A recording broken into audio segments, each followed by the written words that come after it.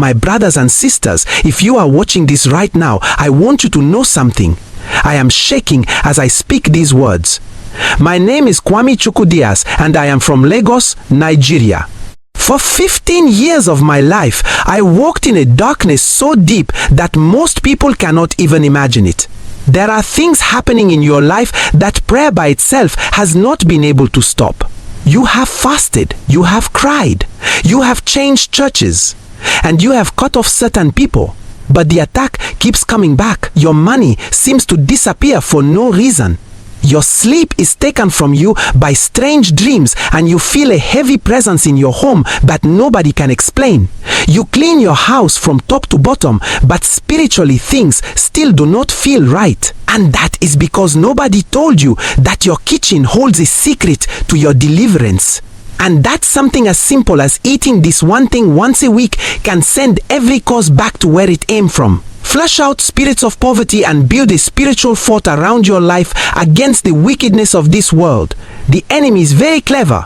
He does not always attack in obvious ways. Sometimes he hides in what you eat, in what you ignore, in what you forget to pray over. But today, the truth is being exposed. Bitter leaves, cloves, and honey. 3 powerful creations that witches fear, demons run from, and the spiritual realm listens to when they are used in the right way. This is not just your ordinary herbal tea. This is a covenant drink, a weekly shield that blocks witchcraft, destroys poverty, curses, and seals your life with favor. You only need to drink it 1 time each week, just once. That is all it takes to change your atmosphere and protect your spiritual gates. The answer has been in your kitchen all this time. And today, you are going to use it with knowledge and with power. You are not helpless. You are not cursed. You are simply not informed. But after this, you will walk in boldness, covered and unshakable. Bitter leaves are not just for food. They are a powerful symbol in the spirit world. Anything bitter in nature has the spiritual job of cleansing, flushing, and rejecting evil. Bitterness in your body often shows there is bitterness in your life. Long struggles, rejection, cycles of hardship, and family curses that have not been broken.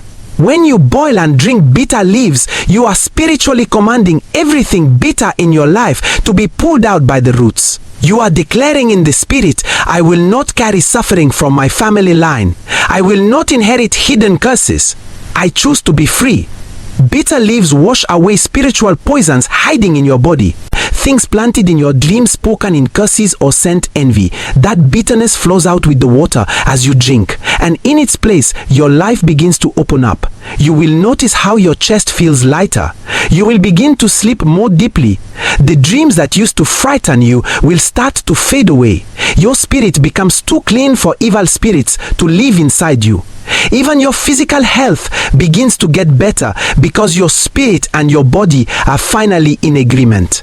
Now, let us talk about cloves. Those small brown seeds you probably never knew were warriors in the spirit. In the natural world, cloves fight germs and viruses. But in the spiritual world, cloves destroy demonic contracts and silence watching spirits. They have a fiery frequency, one that pushes back darkness and burns through evil altars. When you put 7 cloves into that boiling pot with your bitter leaves, you are doing more than making a drink. You are starting a prophetic defense system. 7 is the number of spiritual completion. Cloves do not just cleanse. They block, they shield, and they bind. They lock the spiritual gates, that which is used to get into your dreams and drain your blessings. They send confusion into the camp of your enemies. People who regularly take cloves in the spiritual remedy report how things start to change. They stop feeling like they are being watched. The constant problems break and strange sicknesses go away without any explanation. Together, bitter leaves and cloves make a spiritual firewall. They flush out the roots of your troubles and build a shield of protection. Witches hate this combination because it works. It is cheap, easy to find, and you do not need a prophet to make it work. All it needs is humility, obedience, and this is what many people miss. God hides powerful weapons in simple things, and only those who walk in spiritual wisdom find them. The leaves break the curses. The cloves bind the enemies, and your life begins to reset. If you have been dealing with problems that will not go away, losses you cannot explain, or being attacked at night, these are not just things that happen. They are signs that your spiritual gates have been broken into. But bitter leaves and cloves will clean and close those gates. This is the power of prophetic eating. When you eat with a purpose, you are not just feeding your body. You are feeding your spirit with protection, resistance, and divine fire. Now let us bring in the third divine ingredient, honey. When God wants to describe blessings, He talks about a land flowing with milk and honey. Honey is sweetness, favor, restoration, and healing. It makes bitterness soft. It draws wealth. It heals wounds. In spiritual warfare, honey is not just for taste. It is a magnet for God to step in. Clears throat. When you add honey to bitter leaves and cloves, you are not canceling the power of the bitter. You are sealing your cleansing with sweetness from heaven. You are declaring, my life will not be bitter any longer. My hands will attract wealth. My path will be easy. Honey speaks for you in the spirit world. It says, this person has suffered enough. Let sweetness come back to them. When used the right way, it changes the atmosphere around you. You will start to notice people treating you differently. You will attract favor in places where you were once turned away. Even your energy will change. People will want to bless you, open doors for you, help you for no reason. That is what honey does when you add it in obedience to bitter leaves and cloves. It finishes the transformation. Now, here is exactly how to make and take this prophetic remedy. Get a handful of fresh or dried bitter leaves. You can use African bitter leaf, dandelion greens, or even neem leaves if that is what you can find where you live. At 7, hold close to the pot. Do not crush them. They need to be whole for their spiritual structure to stay complete. Pour clean water over them and bring everything to a boil for 10 to 15 minutes. As it boils, do not be quiet. Start to speak over it. Say things like, Lord, use this to flush out every spiritual poison inside me. Let every cause break. Let every witchcraft yoke be uprooted. Stir it with faith. When the boiling is done, pour the liquid into a clean cup and let it cool a little. Then add 1 tablespoon of raw natural honey. Stir gently and speak again. Let this sweetness cover every bitterness in my life. Let my destiny be restored. Let blessings find me. You do not drink this in a random way. You drink it on days that are spiritually sensitive, Friday nights or Sunday mornings. Friday night is when the week is ending and spiritual gates are changing. Sunday morning is when a new week is starting and divine instruction flows. Choose the one that feels right to your spirit. You can drink it early in the morning before you talk to anyone, or at night before you go to bed. When you hold the cup, pause, put your hand over it, and pray one more time. Clear throat. As I drink this, let my life reject every curse. Let my body flush out every poison. And let my path attract divine sweetness. Then drink it slowly. Feel it go down. Let it touch your spirit and know that something has already changed. Doing this 1 time a week is enough. It is not the repeating that matters. It is the intention and the obedience. It is the act of lining up your spirit, your body, and your voice with heaven's order. Ingredients are simple, but the power they carry is heavy. This is not just a tea for wellness. This is spiritual warfare in a cup. It is activation in your hands. And 1 time a week is all it takes to keep your spiritual gates safe, your atmosphere clean, and your blessings flowing. When you start doing this every week, you will begin to see that the atmosphere around you starts to change. What once felt heavy, dark, or confusing will slowly begin to clear. If you have been waking up tired even after sleeping all night, you will begin to feel lighter. If your dreams have been full of snakes, shadows, or running with no purpose, those bad dreams will start to fade.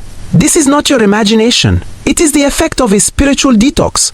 The bitter leaves flush out the poisons that witches plant in your spirit through dreams and cause food. The cloves bind every watching spirit that has been hovering over your life. And the honey pulls divine light into your space. People who do this do not just feel the change, they live it. Doors that were mysteriously closed begin to open without you forcing them. Helpers clear throat appear. Money stops disappearing for no reason. Your plans begin to work because the invisible hands holding back your progress has been cut off at the root. The strangest thing is that people around you will start to notice before you do. You will hear them say, "You look different," or "Your energy feels peaceful." Else some people will become uncomfortable around you and stay away, and that is not a bad thing. It is spiritual rejection. The darkness in them can no longer live near the light in you. This weekly spiritual remedy does more than clean your inner self. It changes your spiritual aura. Your spiritual scent changes from an easy target to someone who is divinely protected. And in the spirit world, scent is everything. Demons are drawn to spiritual death. But when you keep your spiritual body clean, you become invisible to their radar. You confuse your enemies. You break their compass. They will try to attack, but they will not find you. You will walk into rooms where the atmosphere fought you, and suddenly you will be welcomed. That is not luck. That is the result of steady spiritual cleaning and divine activation. Many people carry spiritual poisons from their family line without knowing it. Generational poverty is not just about money. It is about spiritual contracts. Ancestral spirits, covenants made without you knowing, and altars you did not build can still speak against your life until they are silenced. This remedy, taken once a week, becomes your way of saying, "I reject every covenant I did not make. I break every chain I did not sign for. I clean myself from every spiritual inheritance." That is why results start to temperate. Show when you stay consistent. It is not about drinking something special or costly. It is about obeying divine instruction, clear throat, using what God already put in nature. He hides power in simple things. Leaves, seeds, honey, and those who are wise enough to use them rise above invisible limits. There is a reason why witches use herbs. There is a reason they use cloves and bitter things in their rituals. But when good people rise up and take back what God made, the power changes hands. The same herbs they used to, who are you, can now be used to heal and protect you. The same leaves they used to bury destinies now become your deliverance. The only difference is your intention. They use it to destroy. You use it to cleanse. They use it to bind. You use it to break free. That is why this is more than a drink. It is a weekly altar, a moment of getting in line, a declaration of authority over your life. And when done regularly, you become too expensive for witchcraft to touch. You become a moving altar. Wherever you walk, evil turns away. One thing you will also notice is that unexpected money begins to appear. Not magic money, but money that was delayed, blocked, or hidden suddenly finds its way to you. This happens because poverty is spiritual before it is physical. When you clean yourself every week, you remove the spiritual gatekeepers that have been blocking your financial destiny. You may get a call about an opportunity you had forgotten. Someone may decide to pay you what they owe. You may suddenly find the courage to apply for something you were afraid of. These are not just chances. They are signs that the spiritual cobwebs have been swept away, that the voice of lack has been silenced, that the chains holding you back have been broken. At the root, above all, your peace will come back. You will begin to smile again for no reason. You will sleep soundly without waking up to fight invisible forces. You will walk into your home and feel light, not pressure. This is what divine covering feels like. It is not loud. It is not dramatic, but it is steady, powerful, and unshakable. It is the quiet confidence of knowing that no matter what is happening in the world, your house is covered, your destiny is protected, and your spirit is anchored. This is the kind of protection and freedom that clears throat comes from something as simple as drinking bitter leaves, cloves, and honey just one time away. Eat with faith and purpose. When you begin to understand how deeply spiritual life is, even the way you eat will change. God never meant for us to live without knowing spiritual laws. He put power in everything He created. The enemy's goal has always been to blind us from that truth. That is why witches use herbs, roots, powders, and oils. Not because they made them, but because they know music, their power when activated spiritually. What they do not want you to know is that all same herbs, when used for good, carry a greater power, one that no evil can overcome. The bitter lives in your kitchen. The cloves sitting unused in your cabinet, and the honey that has been collecting dust in your pantry were never just food. They were weapons. They were healing tools. They were spiritual shields waiting for you to activate them. And the moment you use them with understanding, everything begins to fall into place. You do not need to spend thousands to be free. You just need wisdom, obedience, and consistency. This is why many people suffer while their answers are right in front of them. God will not always speak with thunder and lightning. Sometimes He speaks through simple things. He lets you find a video like this, not by accident, but because He's tired of seeing you suffer in silence. He's showing you that deliverance does not always look like a dramatic church service. It can look like boiling leaves in your kitchen, speaking life over water, and choosing one day a week to clean your spiritual gates. This is not superstition. This is spiritual intelligence. Once you begin to walk in it, you will start seeing life from a different place. You will understand why the enemy attacked your health, your clarity, your appetite, your sleep. It is because he knew if you ever started taking care of your spiritual body, he will lose his access. But that access ends now because your awareness has started and your healing is moving. The world teaches us to depend on pills and more pills. But very few teach us that the greatest pharmacy exists in nature. God gave us everything we need. Bitter for cleansing, spice for warfare, sweetness for restoration. This is divine order. And if you follow it, you will begin to see that what you thought was just food is actually a voice, a covenant, a declaration. Bitter clears throat. Leaves speak bitterness out of your life. Close declare judgment on every evil watcher. Honey calls in abundance and peace. And when you bring them together with purpose, you begin to walk in a level of spiritual power that no enemy can stand against. This is how you take your life back, not with fear, but with understanding. There is something holy about doing this every week. It is not about how many times you drink it. It is about the promise to keep yourself spiritually clean.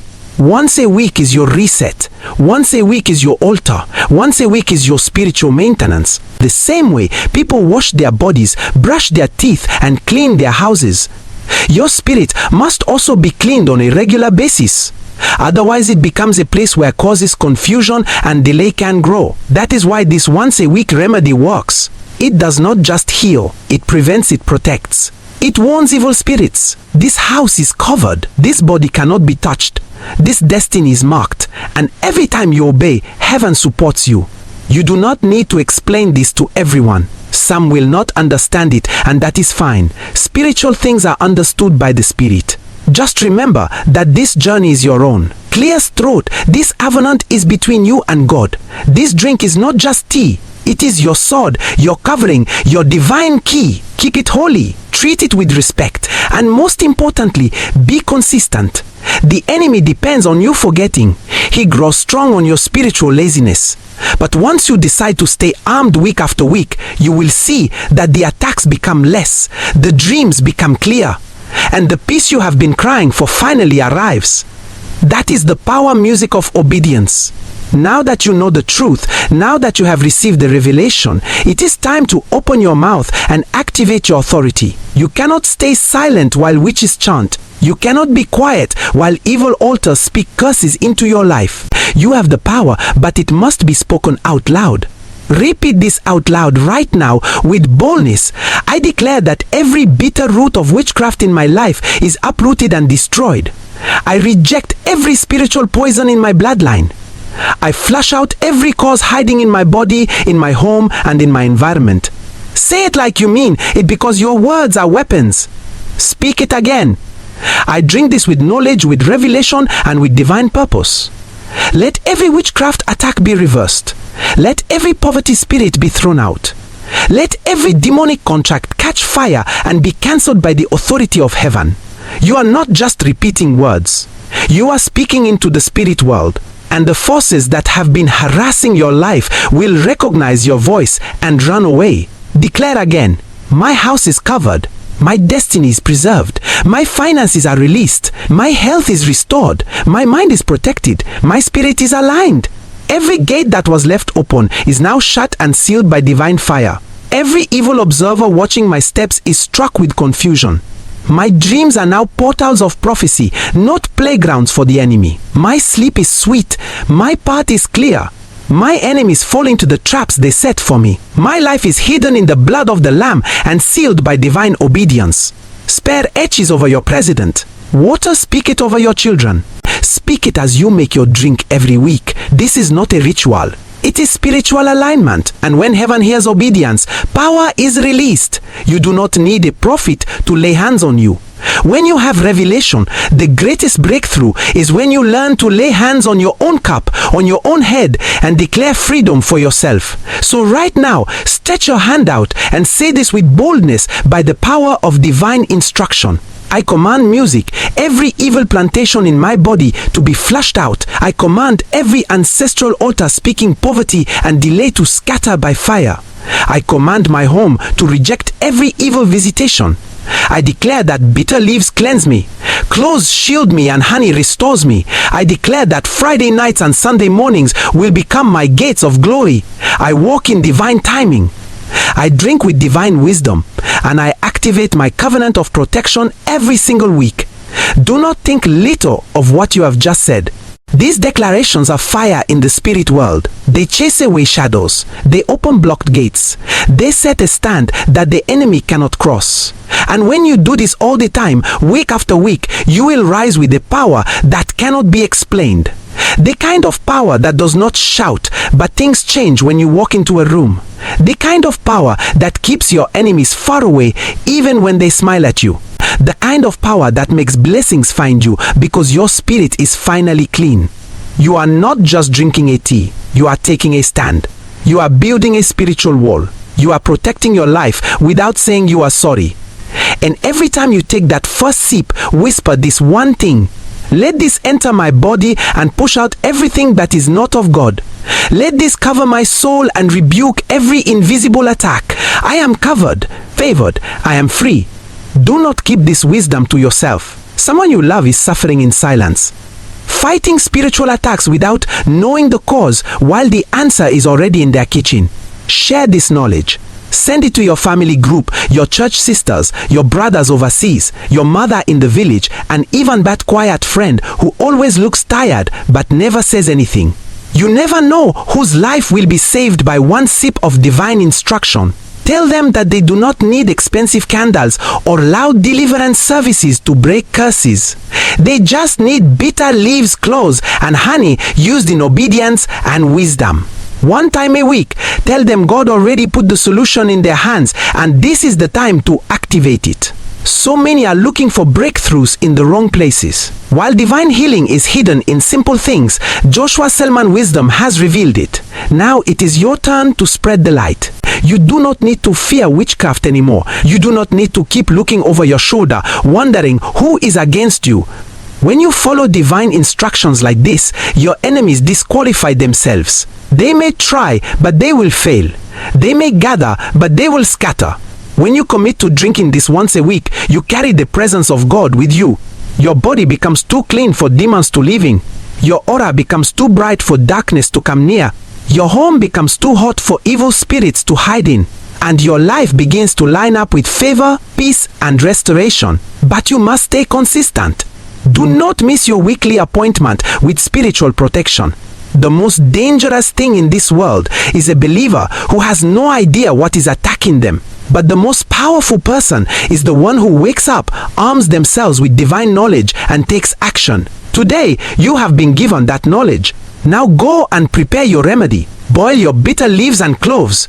Stir in your honey. Speak over it. Dr. Ink it, and watch as curses break, witchcraft fails, and doors that were shut for years begin to open. This is not a trend. This is not superstition. This is spiritual wisdom passed down, tested, and now given back to those who are ready to walk in divine protection. When you begin to see results, when the heaviness lifts, when money stops vanishing, when your sleep becomes peaceful, come back here and tell your story. Let others know that the power of God still works through natural things. Let your testimony give someone else the courage to believe.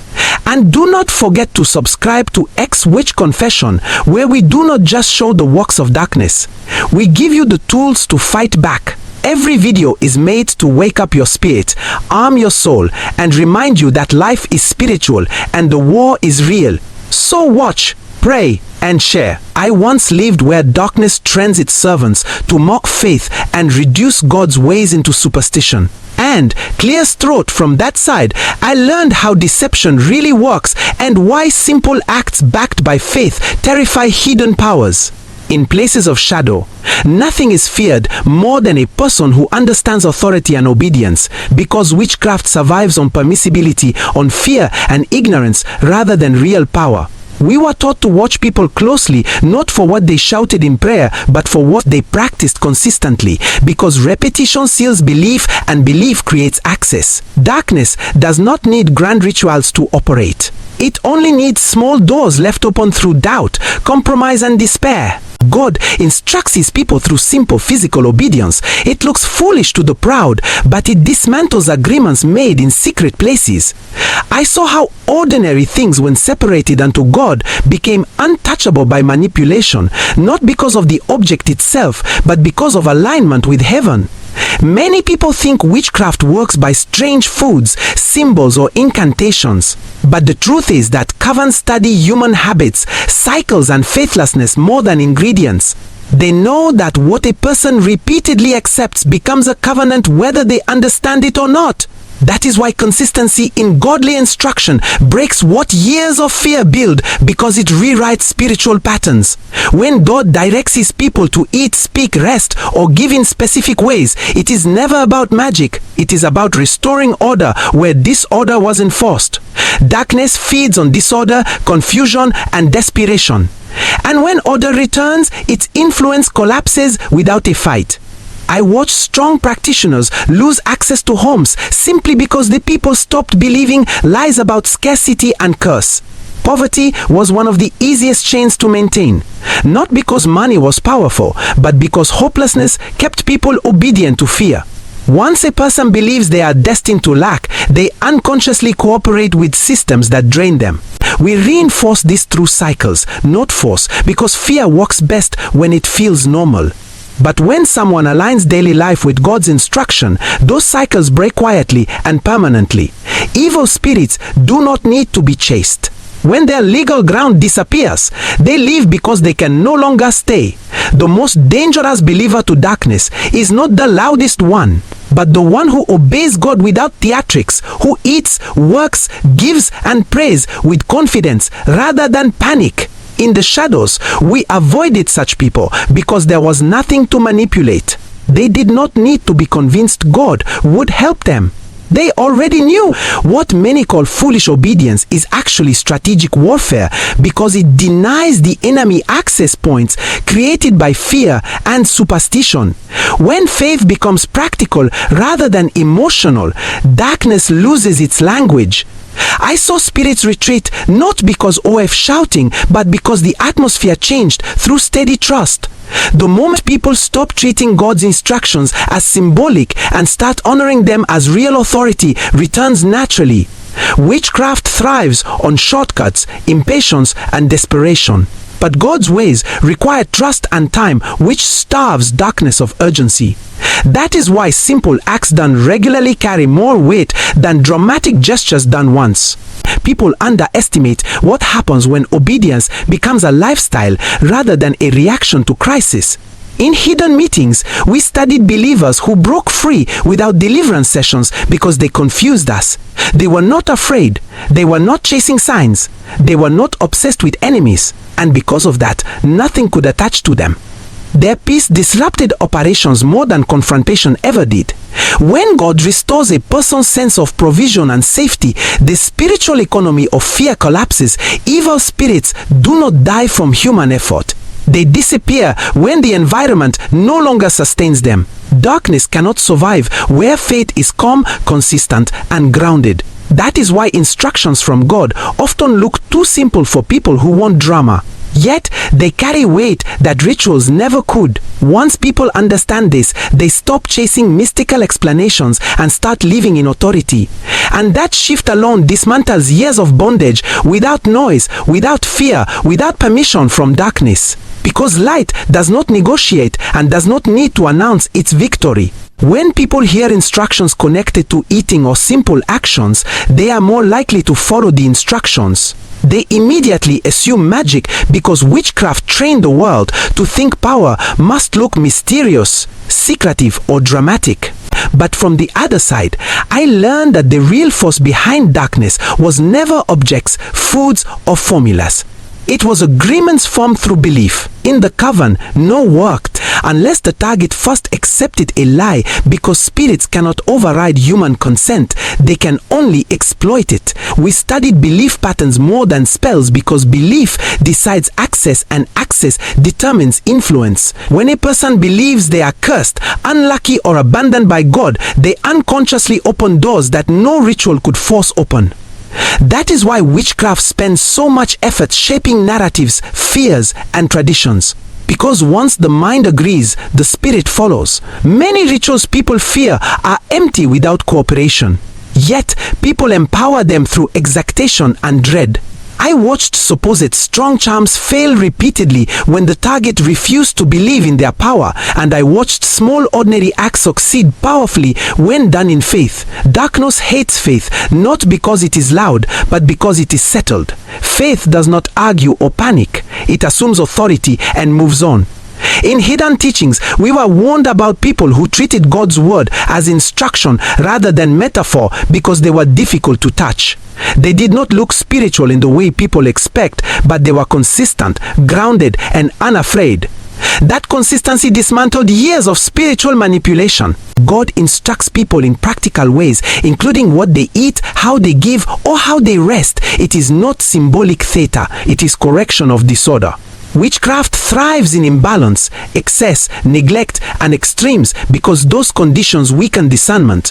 When order is restored, spirits lose their environment. Poverty was one of the easiest tools to maintain control, not because lack is powerful, but because fear of lack enslaves thought. Once fear takes root, people make desperate choices, accept harmful advice, and cling to false hope. In darkness, we did not need to create poverty. We only needed to convince people it was permanent. But when some aligns with God's instructions and believes provision is part of their inheritance, the system collapses quietly. I saw people break financial bondage without confrontations simply by rejecting the belief that they were destined to struggle. Spirits assigned to drain resources withdrew when agreement ended. Evil does not fight when it loses legitimacy. It retreats. That is why shouting at spirits often fails, but quiet obedience succeeds. Many people think witchcraft is defeated by counter-rituals, but that only reinforces the belief that darkness has equal power. In truth, darkness relies on imitation and exaggeration. God does not need complexity to win. He restores truth, and truth dissolves lies automatically. When people eat with gratitude, intention, and faith rather than fear, they reclaim territory that witchcraft exploited through superstition. The act itself is not mystical, but the alignment is lethal to deception. In secret places, we feared people who stopped asking whether something was cursed and started asking whether God was present. That shift alone broke surveillance because fear feeds observation. Once fear disappears, monitoring becomes useless. Evil spirits do not die from confrontation. They starve when belief changes. That is why deliverance without renewal of the mind fails repeatedly. People return to the same cycles because they never broke agreement with the lie. God's instructions often look repetitive and ordinary because they rebuild foundations slowly and permanently. Witchcraft wants fast results because he cannot sustain long-term order. Faith builds patiently, and patience dismantles urgency, which is the fuel of manipulation. I witnessed how people who once chased signs became free when they learned to trust God in routine life. They stopped looking for power and started living in authority. Authority does not need to announce itself. It is recognized by the absence of resistance.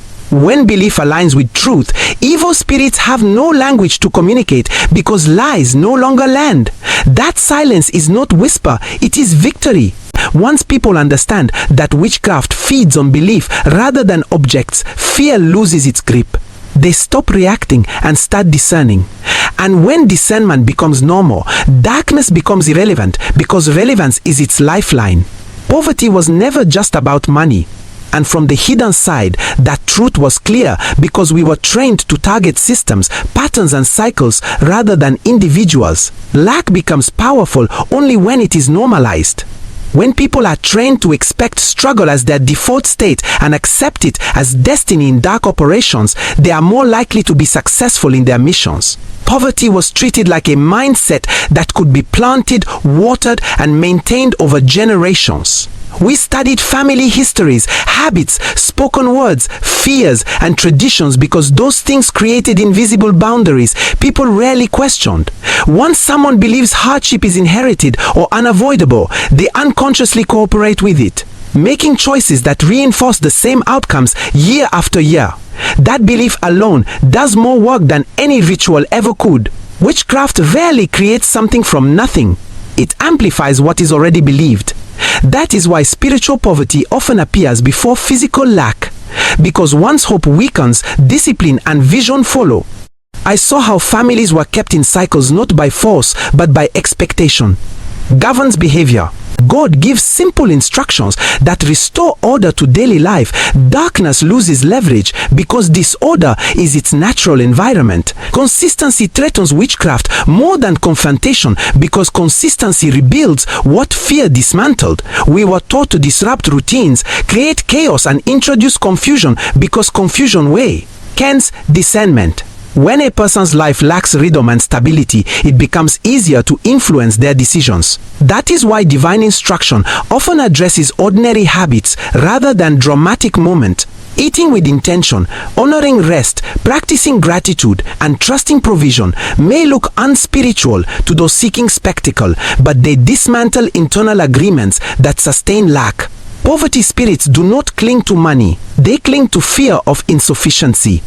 Once that fear is removed, they have nothing to attach to. In darkness, we avoided people who were content yet ambitious, peaceful yet disciplined, because they were immune to manipulation. They cleared throat, did not panic when resources were delayed, and that calm disrupted operations. Panic is the currency of witchcraft because panic causes impulsive decisions and desperate agreements. When someone truly believes God is their source, urgency loses power. I watched people come out of generational lack without prayers of confrontation simply by changing how they saw provision. Environment shifted because their internal agreement changed. Evil systems rely on repetition. But once repetition is broken, the system collapses quietly. Darkness does not announce defeat. It withdraws. Many people think wealth is blocked by curses, but more often it is blocked by internalized limitation. We reinforce those limitations by repeating narratives about suffering, sacrifice, and unworthiness because people rarely challenge what sounds spiritual. But when someone aligns with God's truth about provision and stewardship, those narratives lose authority. God does not prosper people to impress others. She restores dignity and capacity. That restoration threatens systems built on dependency and fear. In secret teachings, we acknowledge that prosperity rooted in peace was difficult to attack because it was not driven by greed. Greed creates vulnerability, but gratitude creates stability. When people eat, work, and give with gratitude, they unknowingly shut doors that witchcraft once used. The act itself is not mystical, but the mindset is decisive. Poverty spirits rely on shame, comparison, and anxiety. And when those emotions are absent, influence fades. That is why people who stop comparing their journey to others often experience sudden improvement. They are no longer negotiating their worth. Through lack, God's instructions restore balance rather than excess.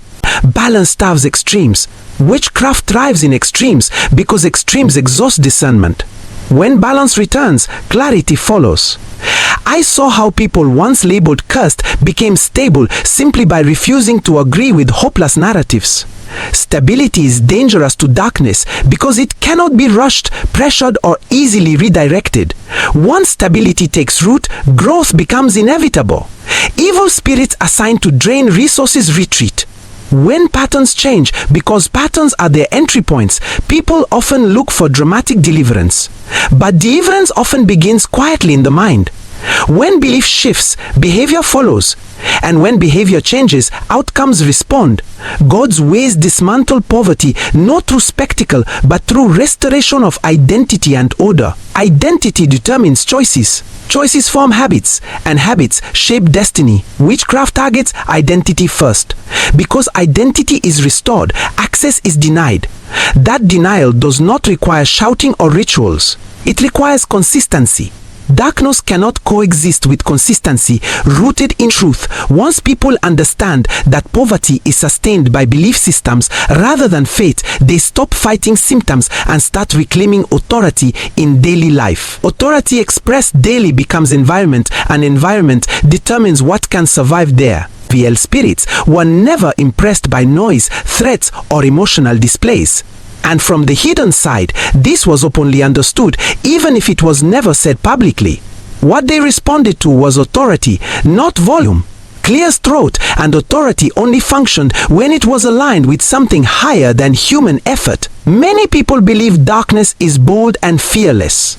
But in truth, it is cautious and strategic, always testing boundaries before advancing. Spirits look for permission more than confrontation, because permission gives them safety, while confrontation exposes their weakness. In places of secrecy, we were taught to observe people carefully to see whether they truly believed in God's authority or whether they were trying to use God as a tool. Those who treated faith like a weapon without relationship were easy to exhaust because fear still lived underneath their words. But those who trusted God quietly without panic or obsession created environments where spirits could not operate. Authority is not something a person activates in crisis. It is something that exists before the crisis arrives. When authority is real, it does not need to announce itself. In dark teachings, we learn that spirits retreat fastest from people who are not impressed by author. Because fascination feeds influence, fear, curiosity, and obsession all create attention, and attention creates access. When people stop centering their lives around the enemy and start centering their lives around God, darkness loses relevance. Relevance is its oxygen. Evil spirits survive by being acknowledged, feared, and discussed excessively because attention keeps them present. That is why they provoke reactions rather than direct attacks. The moment someone responds with calm authority instead of emotional resistance, the engagement ends. I saw spirits assigned to torment withdrawal simply because the person refused to take the experience as extraordinary. They prayed, obeyed God, and continued living without fear, and the spirits lost leverage. In darkness, we avoided such people because they were unresponsive to intimidation. Authority rooted in identity is immovable because it does not depend on circumstances. When someone knows who they are in God, they do not need to fight for dominance. That certainty alone creates boundaries. Evil spirits test those boundaries carefully because crossing them brings consequences they cannot manage. Many people believe spiritual warfare is about constant battle, but from the other side, it was clear that warfare is mostly about access management. Once access is denied, conflict ends. God's authority does not fluctuate with mood, emotion, or environment. And when a person aligns with that authority, their atmosphere changes. Spirits cannot thrive in atmospheres they cannot influence. That is why obedience is more threatening than confrontation. Obedience establishes order, and order removes hiding places. Witchcraft depends on disorder, secrecy, and confusion because clarity exposes limitations. When people live ordered lives rooted in truth, spirits are forced into exposure, and exposure weakens them. Many people unknowingly empower darkness by reacting dramatically, giving it attention and emotional energy. In hidden circles, we counted on reactions because they validated presence. Silence backed by confidence was more disruptive than rebuke. When people stopped negotiating with fear and started resting in authority, operations failed. Authority does not require effort. It requires alignment. That alignment comes from trust, not anxiety. Spirits can mimic power, but they cannot mimic peace. Peace is a signal of true authority. When peace is present, darkness cannot escalate without being revealed. That is why fear-based spirituality is easily manipulated, acted. It creates constant urgency, and urgency weakens discernment. God's authority brings clarity, patience, and steadiness, which dismantle urgency in darkness. Urgency was a tool to force quick decisions and careless agreements. When urgency disappeared, influence collapsed. Evil spirits do not fear people who are constantly fighting. They fear people who are settled. A settled person is difficult to provoke, distract, or deceive. That stability blocks entry.